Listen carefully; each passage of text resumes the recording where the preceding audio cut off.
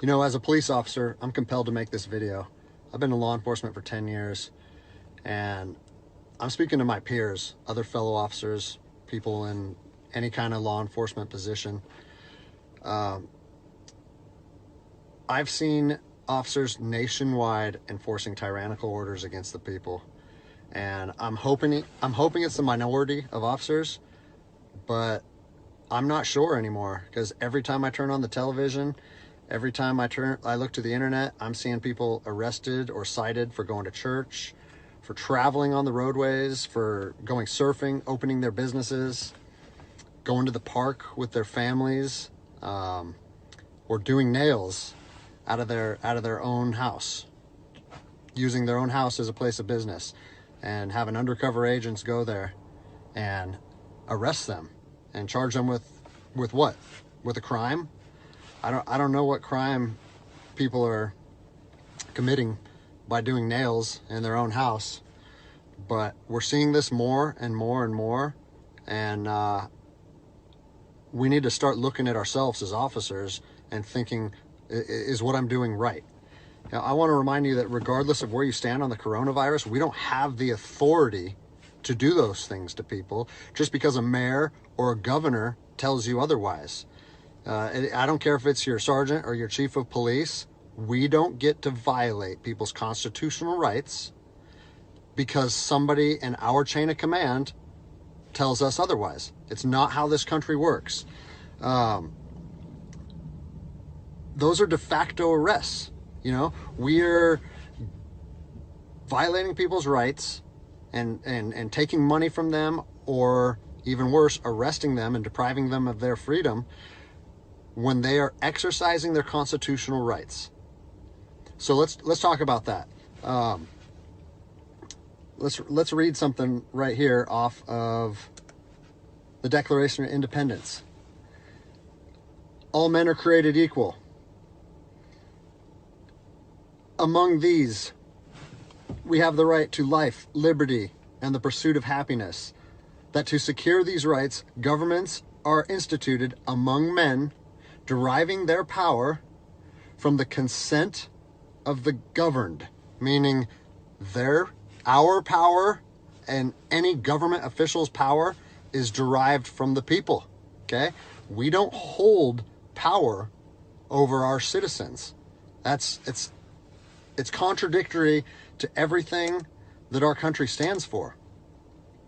And this is what I'm seeing. First Amendment rights, telling people they can't go to church, freedom of religion. Okay? Telling people they can't protest, freedom of assembly.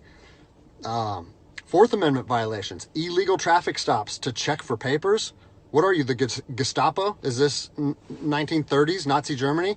You don't get to stop people unless you have reasonable suspicion or probable cause that they have committed a crime. And I know people that have personally been stopped saying, we want to see papers showing that you're essential. David 2, copy a phone call. That is not how our job works, okay? What really has been pissing me off lately is the fact that these officers that are going out here and enforcing these tyrannical orders, what they're doing is they're making my job and my safety, or they're putting my job and my safety at risk. Because what you're doing is you're widening the gap between public trust and law enforcement officers. And what that's going to do is it's going to, I mean, look at what's happened to law enforcement in the last 10 years. Less and less public trust, and more often than not, that is a result of isolated incidents that get blown out of proportion. They're not isolated anymore. They're happening every single day.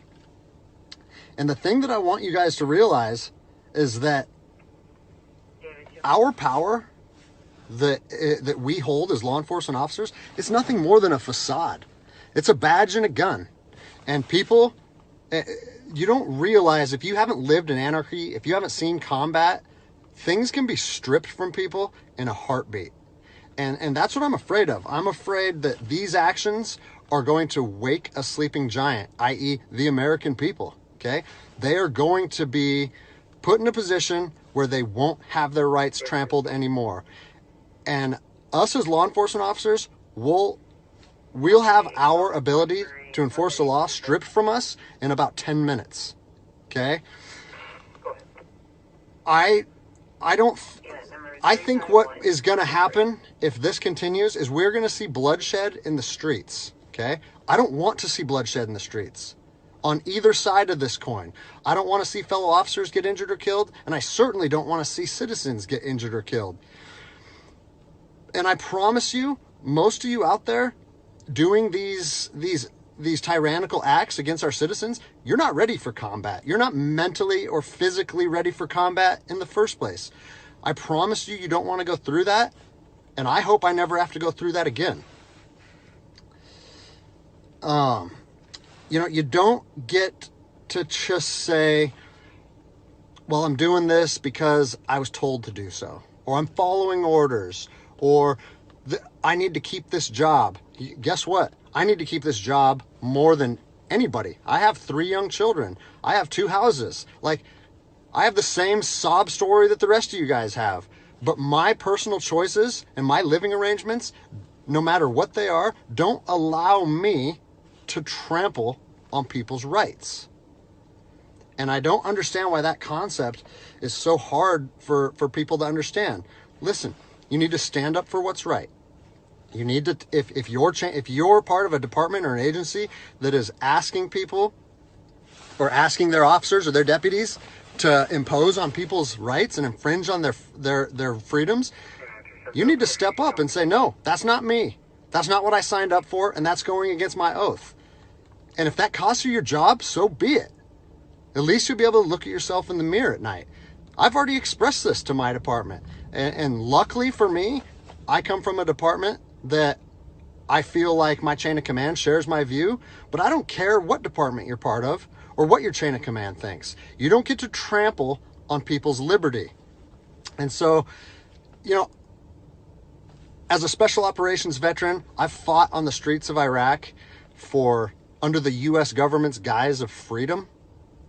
And I'm telling you what, the American people are going to you are going to wake a sleeping giant, and they are going to fight 10 times harder for their freedom on their soil than anything you've ever seen before. And if that's something you're willing to face, then keep trampling on people's rights.